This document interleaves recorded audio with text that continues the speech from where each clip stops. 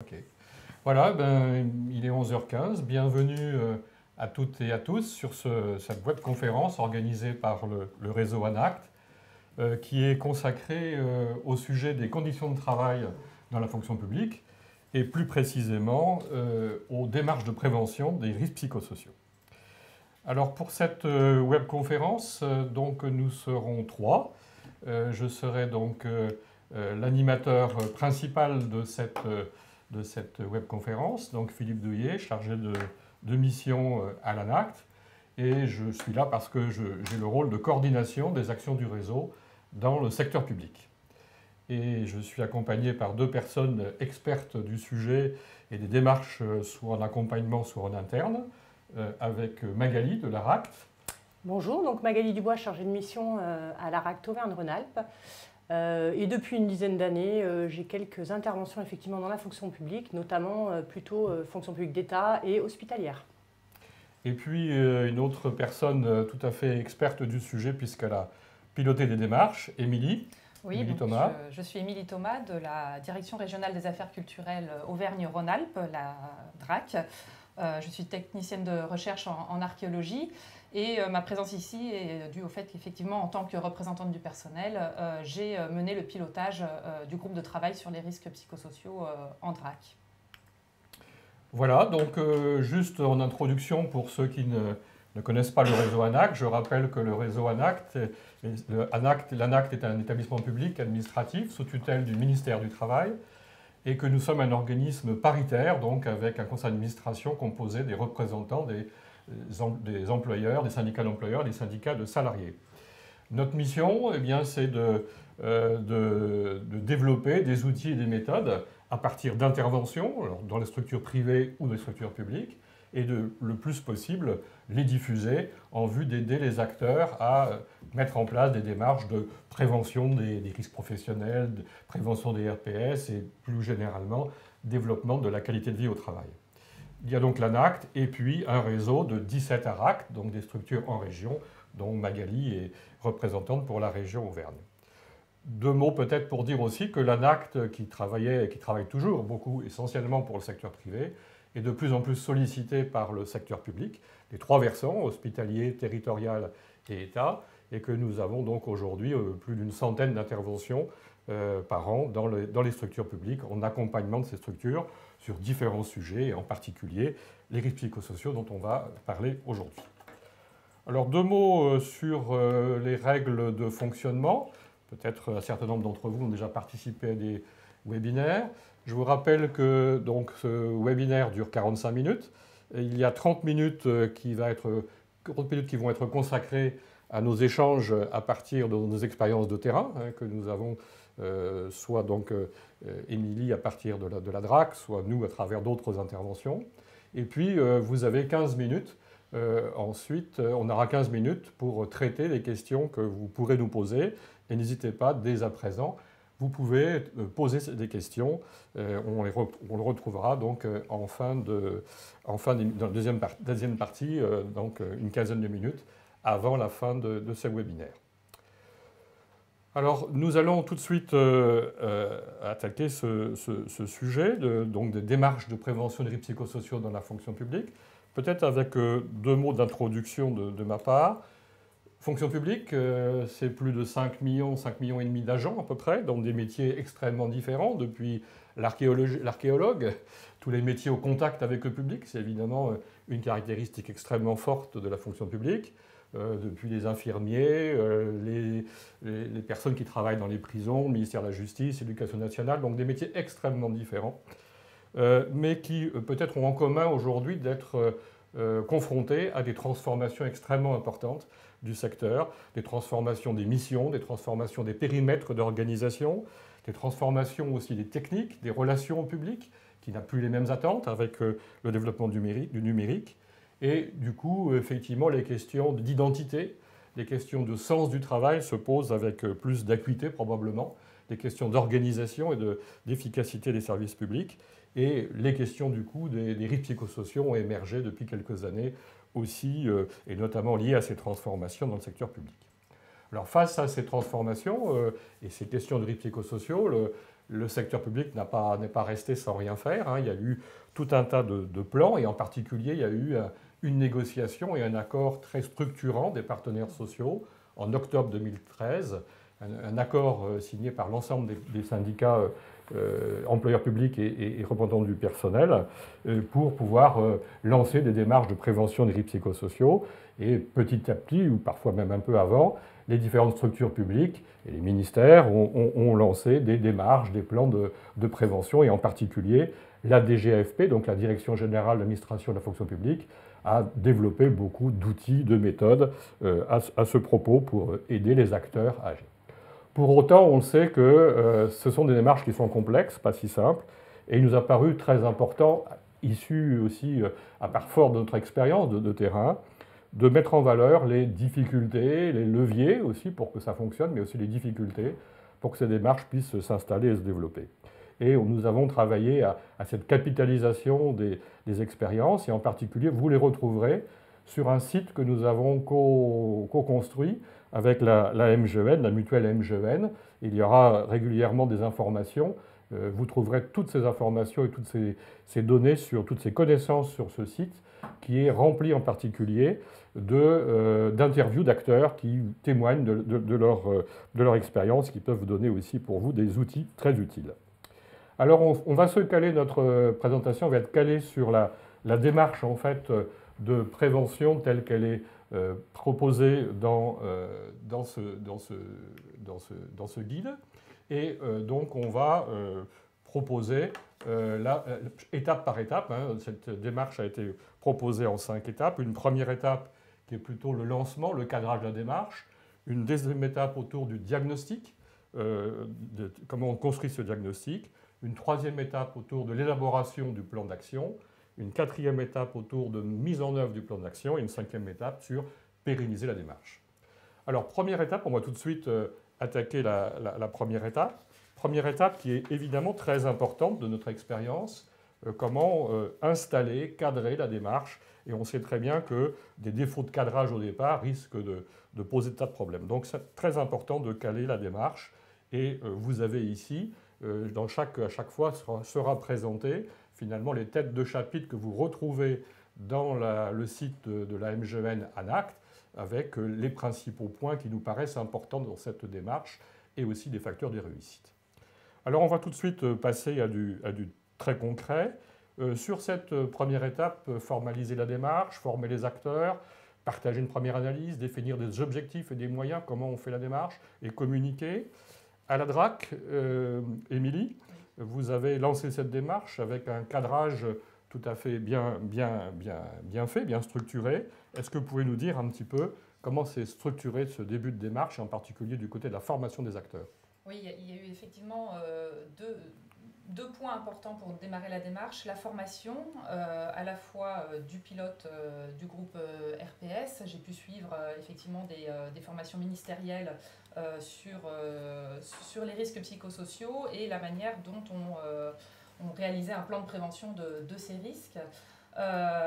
Mais aussi l'ensemble du groupe de travail sur les risques psychosociaux qui émanait du CHSCT, donc représenté par des représentants du personnel, mais aussi des personnes de la direction, RH, secrétaire général et conseiller prévention.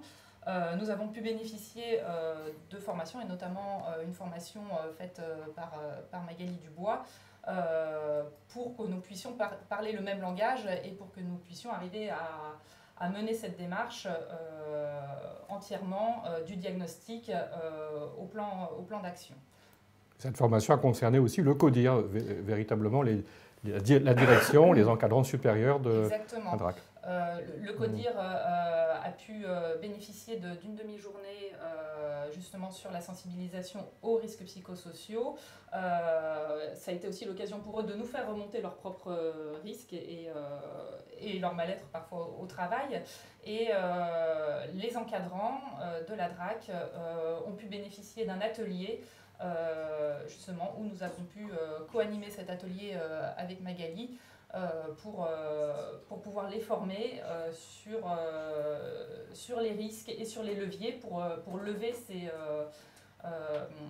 pour lever les obstacles, ces difficultés. obstacles, voilà, et les difficultés dans le travail. D'accord. Donc un élément, la formation, très important au cadrage et au démarrage de tous les acteurs. Un autre élément, quand on avait échangé, c'était celui de une lettre de mission claire, enfin une définition claire, des moyens clairs, en particulier pour vous, qui étiez la référente, je ne sais pas si c'est le terme exact. La pilote du groupe, voilà, faire la coordination de ce groupe. Et effectivement, j'ai eu une lettre de mission, ainsi que l'ensemble des représentants du personnel qui participaient au groupe de travail et qui permettait de dégager du temps. Et nos chefs de service ont été aussi informés de cette démarche, et ce qui laissait un petit peu plus de sérénité aux agents quant à leur travail habituel. Et voilà, ça leur permettait de dégager du temps. Magali, je crois il y a 2 points qui ont été évoqués qui sont importants. Cette question de l'implication de l'encadrement, de la formation de tous les acteurs. Et puis un autre point aussi qui est très, très important, c'est aussi la question du dialogue social, de l'implication des acteurs du CHSCT en particulier.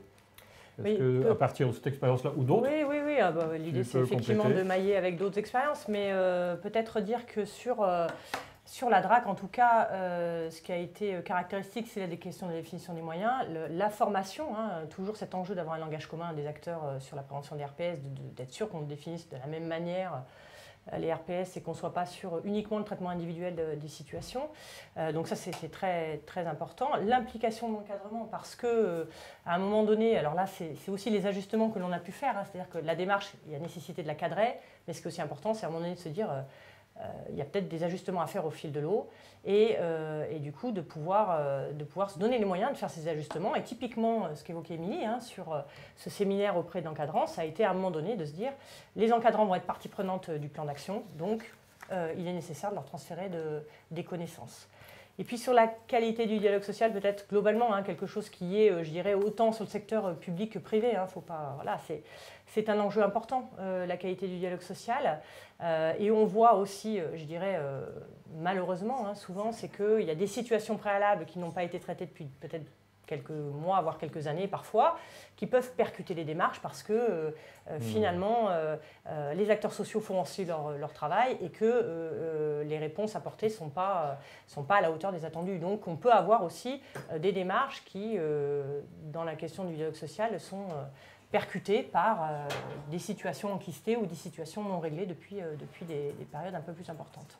Voilà, donc après cette première phase essentielle, le bon démarrage de la démarche, vous aurez à chaque fois apparaître sur l'écran et que vous retrouvez sur le site les conditions qui nous semblent conditions de réussite qui sont détaillées beaucoup plus longuement sur le site, je vous invite à voir, et vous avez des acteurs qui témoignent avec des interviews sur ces différents points.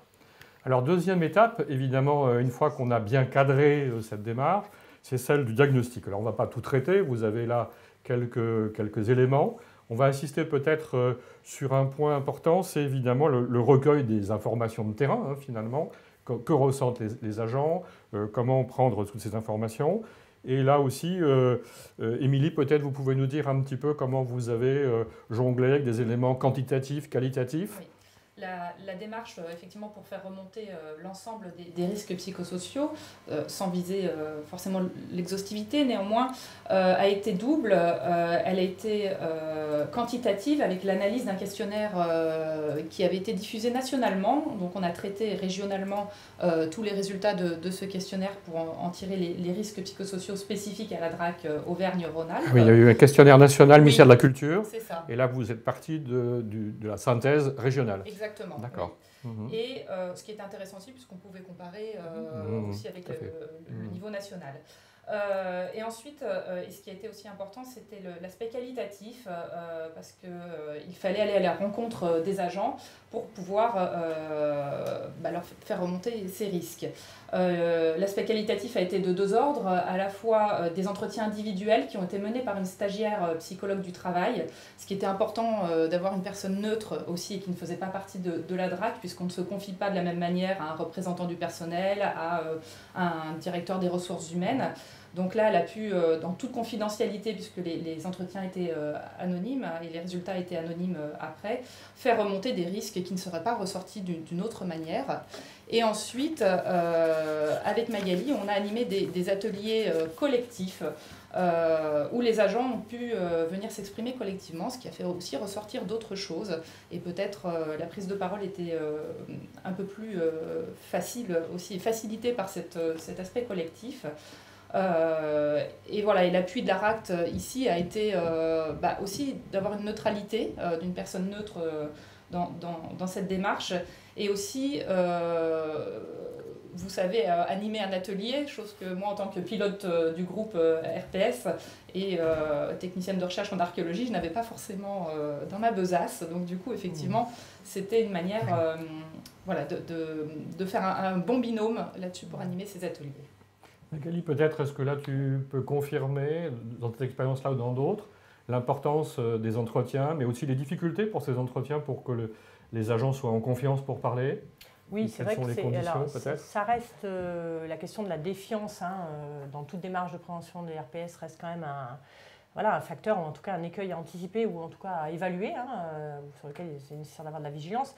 Donc c'est vrai que là, ce qui a été fait à la DRAC, c'est l'articulation des 3 niveaux, c'est-à-dire à la fois du quantitatif par le questionnaire et puis des entretiens individuels et des entretiens collectifs, en tout cas des groupes de réflexion ou de mise à plat un peu collectifs. C'était intéressant parce que ça a permis aussi de mailler plusieurs niveaux, et notamment l'approche collective a été plutôt portée sur l'organisation du travail. Et ça, c'est fondamental de pouvoir avoir ces matériaux-là pour les réinjecter ensuite dans le diagnostic. Donc voilà, ces 3 niveaux sont en tout cas complémentaires et nécessaires.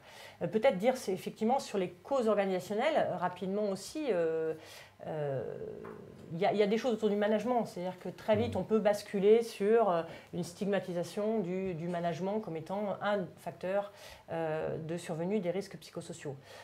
Et c'est vrai que toutes ces démarches-là nécessitent de pouvoir sortir de cette stigmatisation et faire un pas de plus sur la compréhension aussi du travail des encadrants, qui bien souvent, alors là c'est peut-être un peu caractéristique de la fonction publique, bien souvent sont des acteurs qui sont d'anciens techniciens, je dirais, qui ont passé des concours, qui ont progressé effectivement, mais sur les questions de pilotage des équipes ne sont pas forcément, je dirais, rassurés, ou en tout cas et peuvent rencontrer des difficultés. Et par ailleurs, ils sont aussi attendus sur d'autres activités de reporting, etc., qui peuvent aussi les empêcher d'être en contact avec le terrain. Donc le travail a été fait dans ce sens aussi à la DRAC, c'est de sortir de cette vision un peu stigmatisante du management, et de pouvoir aussi recueillir, même si à la marge il peut exister des vrais dysfonctionnements managériaux pour lesquels des actions sont nécessaires et centrées sur effectivement cette catégorie entre guillemets de population, si je puis dire. C'est vrai que toutes nos expériences, privées comme publiques, montrent l'importance d'impliquer l'encadrement, que l'encadrement soit partie prenante, qui ne ressente pas ces démarches comme étant quelque chose où il va être mis en accusation, mais qui va pouvoir en tirer un certain nombre d'éléments tout à fait intéressants. Tout à fait. Alors, nous indiquons aussi là quelques éléments que vous pouvez retrouver sur les conditions de réussite et qui sont très largement développés sur le site de ANACT MGEN. Alors, troisième étape, évidemment très, très importante, c'est celle du plan d'action. Le plan d'action qui peut comporter plusieurs éléments, et en particulier où il est très utile de combiner les 3 niveaux de prévention, primaire, secondaire, tertiaire. Je crois que là aussi, Magali, Émilie à la DRAC, vous avez réussi à essayer de bien combiner des actions de ces 3 niveaux. Effectivement, dans le plan de prévention, on a pu tirer 6 axes, 6 leviers en fait, 6 leviers, desquels on a décliné des actions de prévention, à la fois primaires, pour les situations de niveau de prévention primaire, qui ont été par exemple permettre un temps de travail sans interruption, puisque le fractionnement du travail, on le sait, est un des facteurs de risque dans le travail. Par exemple, aider les encadrants à avoir une posture managériale adaptée, avec des formations spécifiques, des tables rondes entre eux, pour effectivement faire remonter leur expérience commune.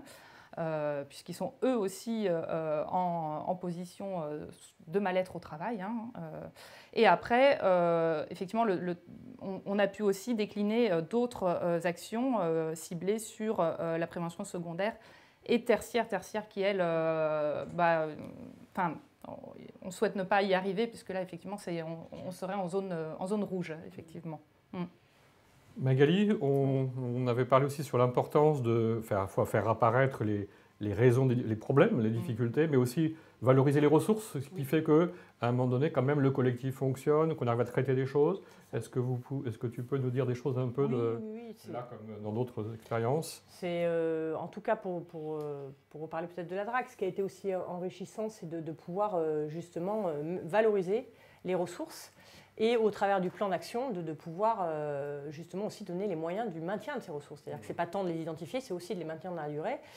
Et c'est vrai que à la DRAC, il y a eu ce travail-là de réflexion, c'est-à-dire que l'idée, ce n'était pas uniquement d'identifier les dysfonctionnements et de faire ressortir que les situations où ça ne fonctionnait pas bien, c'était aussi de se dire, il y a des choses qui marchent bien, et comment on peut les pérenniser, les maintenir sur l'entraide, sur le fait. Alors ça a mis à jour à la fois des ressources et aussi peut-être quelques écueils, c'est-à-dire de dire, par exemple, la transversalité des services, c'est-à-dire de dire, quand on bosse dans un service, on a besoin d'être appuyé, il y a une chaîne, je dirais, de production, si je puis dire, qui nécessite effectivement une interaction entre les agents, et ça a été assez aussi valorisé, montré que cette transversalité, elle existe et qu'elle est nécessaire. Après, il y avait d'autres axes de progrès à faire pour la DRAC, mais en tout cas, il y avait le soutien du collectif, des collectifs effectivement forts aussi dans l'entraide et dans le soutien sur un certain nombre d'activités de travail. Donc ça a été aussi mis en lumière lors de cette phase de plan d'action. D'accord. Alors après, bien sûr, il ne suffit pas de faire un plan d'action, c'est déjà pas simple, et qui touche aux causes organisationnelles, où la dimension primaire est quand même première, évidemment. Il faut pouvoir mettre en œuvre ce plan d'action. Alors c'est souvent compliqué dans les structures administratives. On a fait des études là-dessus, l'ANACT, qui ont montré la difficulté de passer du diagnostic au plan d'action et surtout à la mise en œuvre du plan d'action. Autrement dit, en gros, on sait bien où sont les problèmes, on arrive à les mettre en évidence, il y a plus d'expression sur les difficultés, mais la mise en œuvre du plan d'action n'est pas simple. Elle n'est pas simple par principe, parce que c'est des sujets compliqués, mais aussi souvent dans les structures administratives comme chez vous, parce que vous avez été confronté, par exemple, à la réorganisation des régions, la fusion des régions, et qu'en même temps se passent tous ces phénomènes de fusion, de réorganisation, qui viennent percuter éventuellement ce qui est fait. Alors pour autant, même si parfois le plan d'action n'a pas encore totalement abouti, on constate là comme ailleurs qu'il y a des transformations qui peuvent se faire après une démarche RPS lorsqu'elle est bien construite.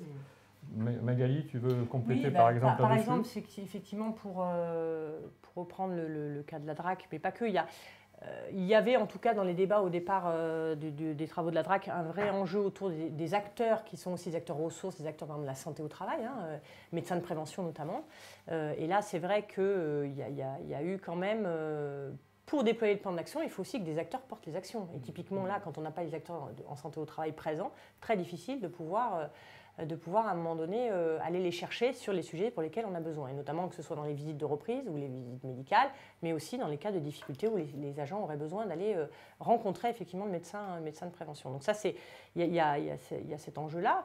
Et après, c'est vrai que le basculement, il est toujours un peu difficile, et ce qui a été un peu le cas à la DRAC, c'est-à-dire que là, on avait un copil paritaire au sein duquel il y avait effectivement des RH, SG et partenaires sociaux conseillers de prévention.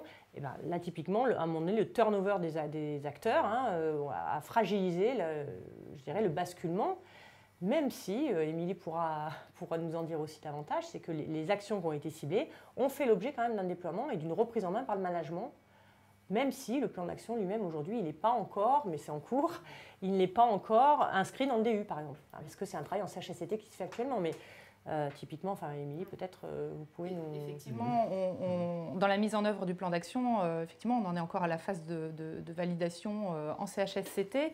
Néanmoins, ça a ouvert un espace de dialogue entre un autre espace en dehors du CHSCT de dialogue spécifique sur ces risques psychosociaux entre les représentants du personnel et la direction. Du coup, il y avait déjà une prise de conscience de ce que c'était que les risques psychosociaux, qu'on pouvait agir dessus aussi. Et par exemple, sur cette question de la santé au travail et des médecins de prévention, il manquait beaucoup de médecins de prévention dans la DRAC, qui a plusieurs lieux d'activité. Même si le plan de prévention, une action a été ciblée là-dessus, que chaque agent puisse bénéficier d'un médecin du travail, même si le plan de prévention n'a pas été encore mis en œuvre, le résultat est tout de même que maintenant, à l'heure actuelle, la DRAC a un médecin de prévention pour chacun de ses agents. Donc au-delà du fait que la mise en œuvre n'est pas effective, il y a quand même une prise de conscience importante et des choses réalisées et une amélioration des conditions de travail globalement. Alors justement, pour la DRAC, aujourd'hui, donc finalement, c'est encore en cours. À la fois, il y a eu le diagnostic, il y a eu toute cette démarche. Il y a eu entre-temps toutes ces réorganisations, notamment territoriales. Qu'est-ce que vous diriez quels sont les points forts peut-être de votre démarche? Quels sont les points forts que vous pensez pouvoir mettre en valeur de cette démarche? Bien, justement, je pense que c'est cette appropriation en interne.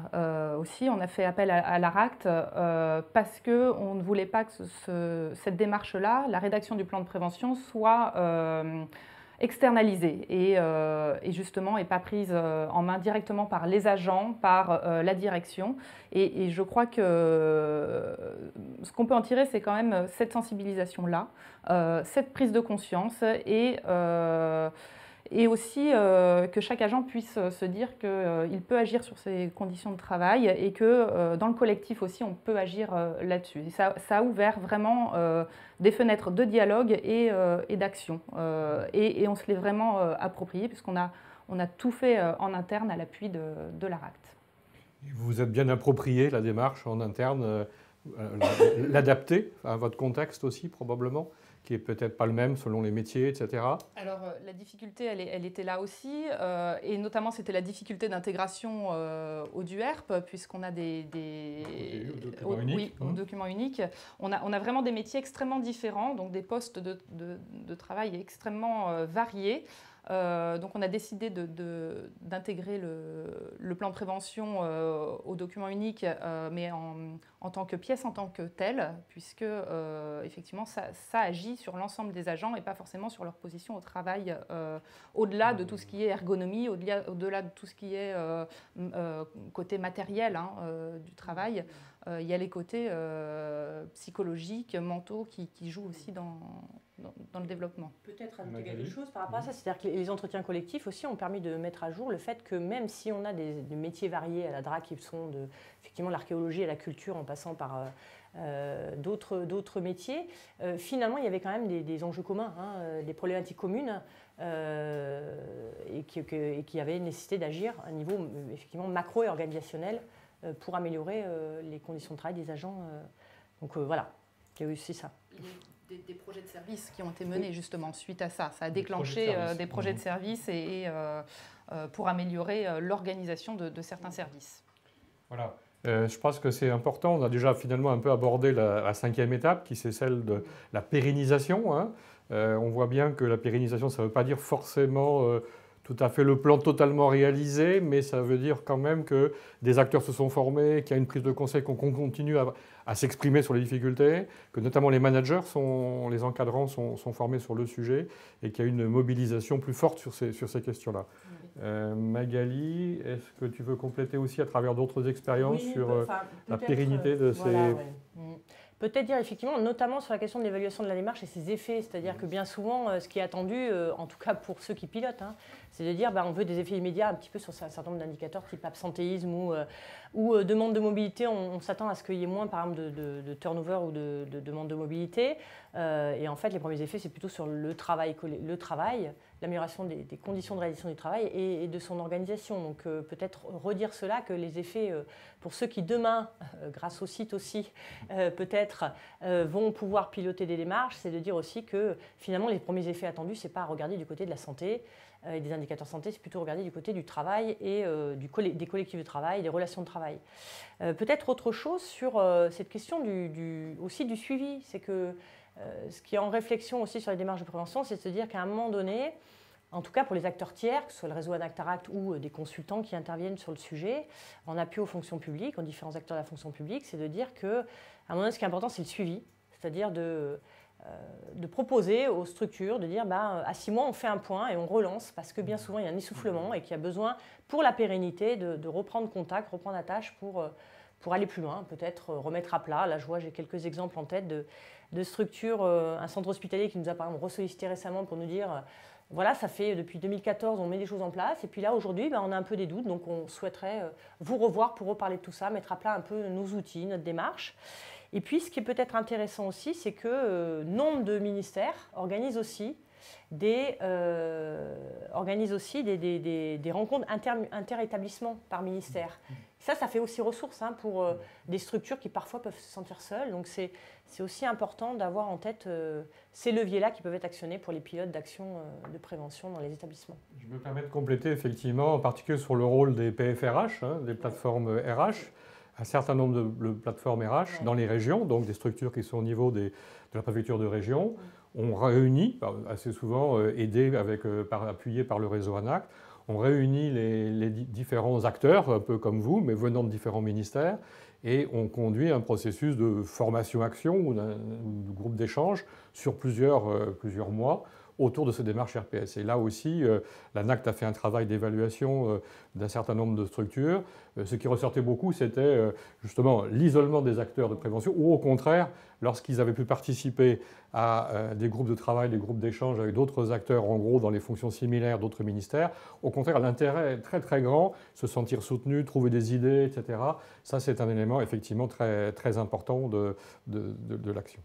Voilà, après, je crois que la question des changements qui a perturbé le plan d'action, chez vous clairement, mais dans beaucoup de structures, pose la question aussi des RPS, des démarches RPS, comment elles doivent s'adapter et prendre en compte ce qui arrive à un moment donné. Donc s'il existe effectivement une démarche de transformation des organisations, comment on construit des indicateurs pour pouvoir, le plus en amont possible, essayer de repérer ce qui pourrait être risque de RPS dans cette réorganisation.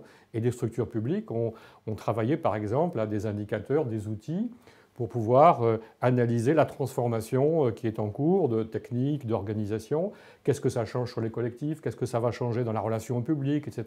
Enfin, on retrouve les différents facteurs de RPS. Voilà, c'est un peu l'idée des conditions de réussite que vous retrouvez là sur la capacité d'élargissement de l'approche RPS, qui n'est pas là que pour gérer les risques psychosociaux à un moment donné, mais aussi pour s'insérer dans les façons de regarder les conduites de changement. Et ça paraît un élément très important. La qualité de vie au travail est une façon de le faire aussi. Voilà. Ce que je peux ajouter simplement, on parlait d'essoufflement, effectivement, des agents. Il faut parler aussi certainement du mal-être ou Enfin, on parle d'affect aussi, quand on parle des risques psychosociaux. Je crois que l'essoufflement, il peut être là aussi où il y a une certaine fatigue les agents ou les représentants du personnel font éponge parfois à l'ensemble d'un service. Et je crois que la formation des représentants du personnel à ces questions est extrêmement importante et notamment à ce qu'ils soient formés à apprendre à prendre du recul par rapport aux situations qu'on leur rapporte au quotidien. Parce qu'eux-mêmes sont pris dans leur travail et dans leur mal-être parfois aussi. Et c'est ce qu'on a vu notamment à la DRAC, dans la fusion des régions, où l'ensemble de la DRAC est un petit peu malmené. Alors voilà le temps des questions. Donc bienvenue aux questions. Il y en a déjà quelques-unes qu'on va essayer de prendre.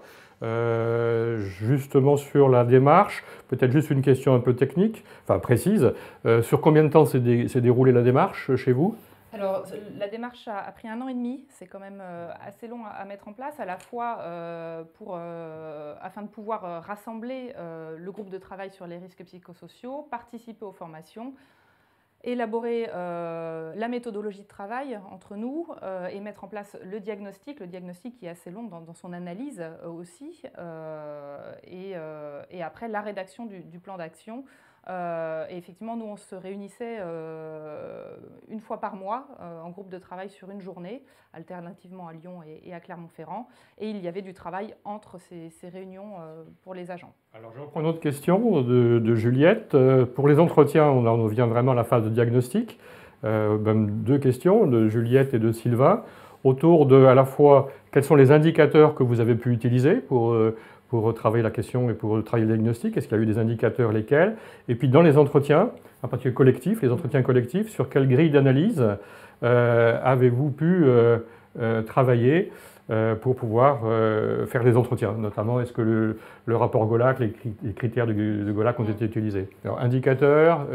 Alors, effectivement, moi, je me suis basée sur le rapport GOLAC, sur... Donc, il y a 6 familles de risques dans les familles. Oui, exactement. Donc, on a travaillé là-dessus, surtout... alors, peut-être après la phase de diagnostic, parce qu'on a laissé ouvert quand même la phase de diagnostic dans les entretiens et les ateliers, pour ne pas trop focaliser les agents sur...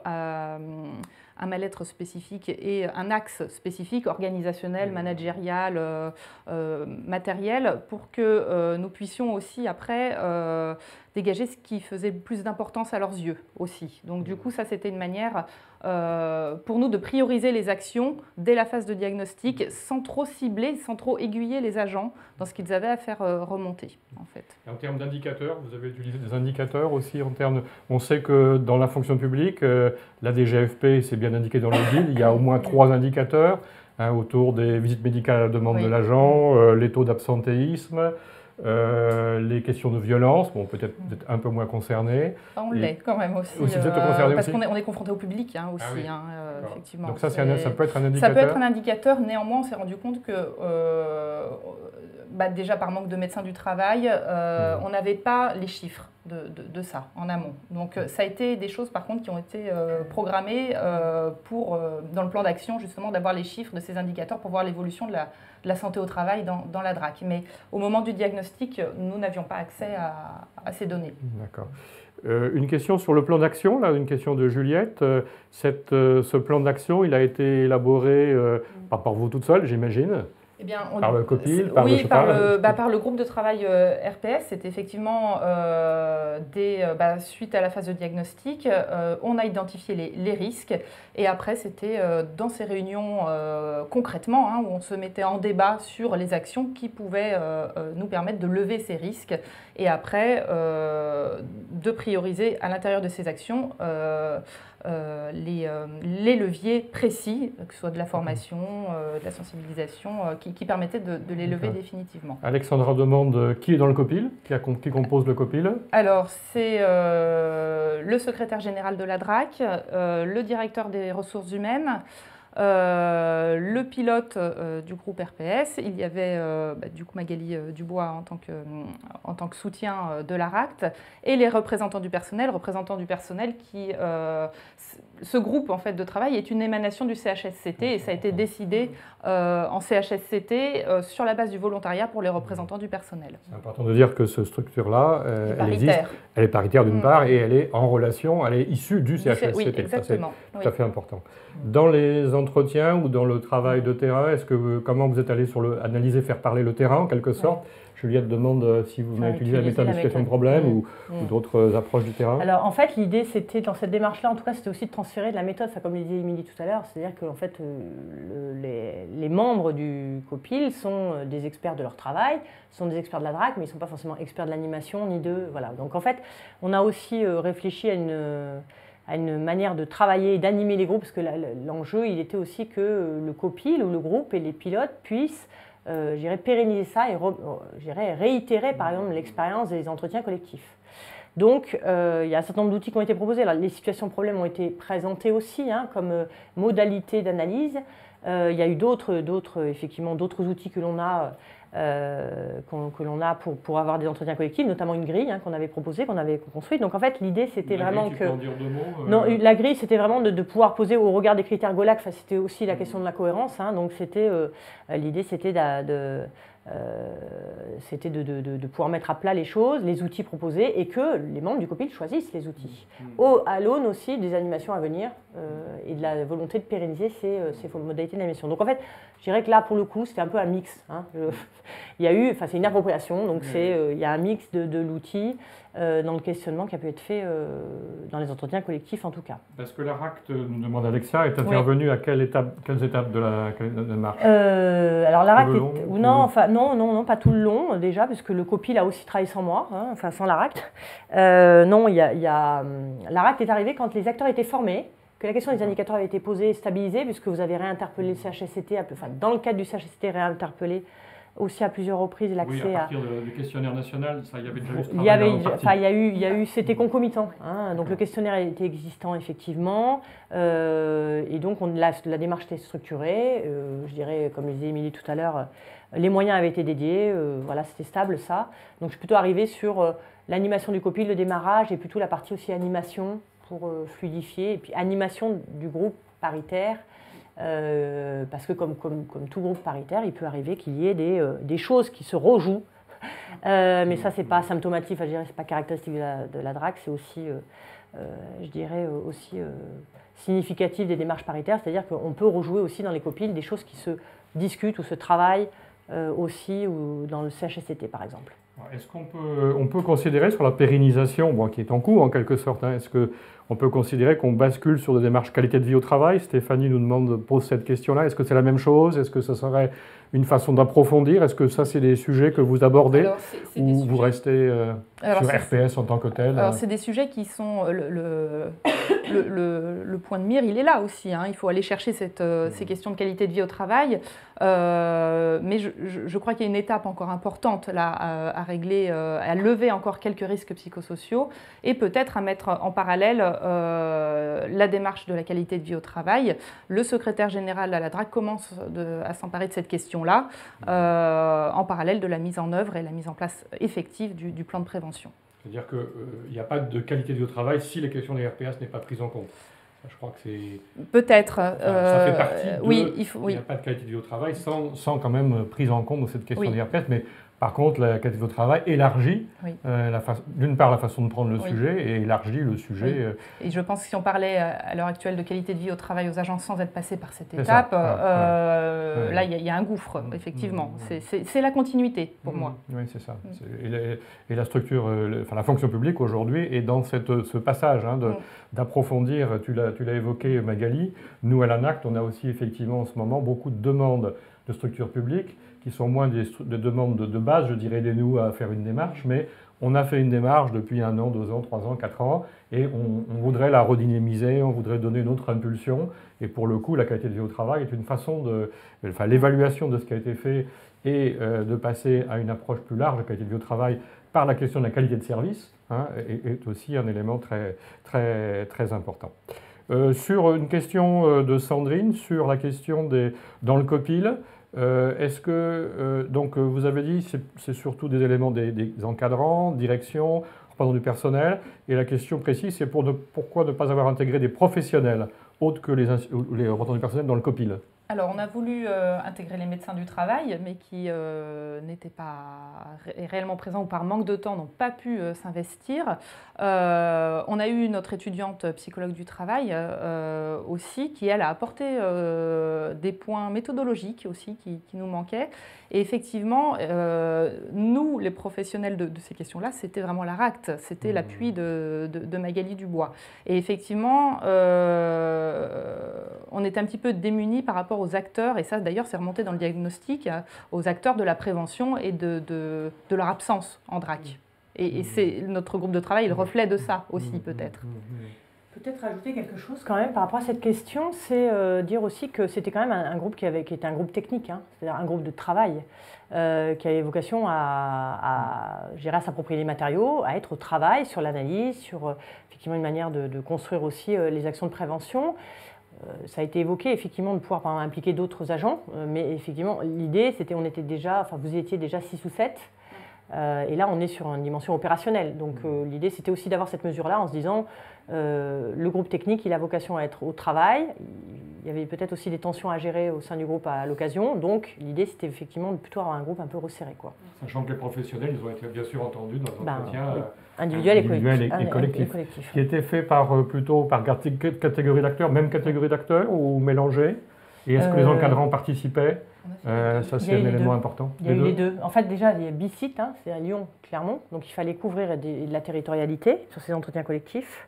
Et après, il y a eu les deux. Il y a eu des groupes d'agents, techniciens, entre guillemets, et puis des groupes de cadres. Donc, on a eu, peut-être un peu croisé les questions plutôt de catégorie, de niveau managérial, mais pas forcément de métier au sens, on ne s'est pas attaché Enfin, vous pourriez le dire, hein, il n'y a pas eu le service archéo qui a été investigué d'une certaine manière, et puis le service, d'autres services peut-être, voilà. Donc en fait, et on a voulu aussi à un moment donné créer un atelier, au début c'était ça, qui réunissait les deux régions en fait, enfin les deux ex-régions, et qui avait un autre but aussi, c'était que les agents se connaissent entre eux et partagent leurs difficultés entre les régions. On n'a pas réussi puisque la contrainte du trajet était trop importante pour les agents. D'accord. Merci, je crois qu'on arrive au terme de notre webinaire, on a peut-être même dépassé un tout petit peu. Merci de toutes vos questions et votre participation. J'espère que cette présentation a été assez claire et assez précise. Et en tous les cas, vous retrouvez encore une fois sur le site qui maintenant est indiqué sur votre écran, le site donc Santé Travail Trait d'Union FP, fonction publique, là, donc ANACT MGN. Vous retrouvez toute cette démarche, tout ce qu'on a développé ici, d'une façon précise et évidemment, il n'y a pas que les têtes de chapitre, chaque chapitre est évidemment développé avec un certain nombre à chaque fois d'outils, de méthodes, de questionnaires, d'outils venant de nos différentes expériences ou produits par notamment la DGFP ou différents ministères. Et puis beaucoup d'interviews d'acteurs qui vont vous dire comment ils ont résolu le problème. Et j'insiste en particulier sur un chapitre de ce site qui est consacré à 17 difficultés. On a essayé de faire une synthèse.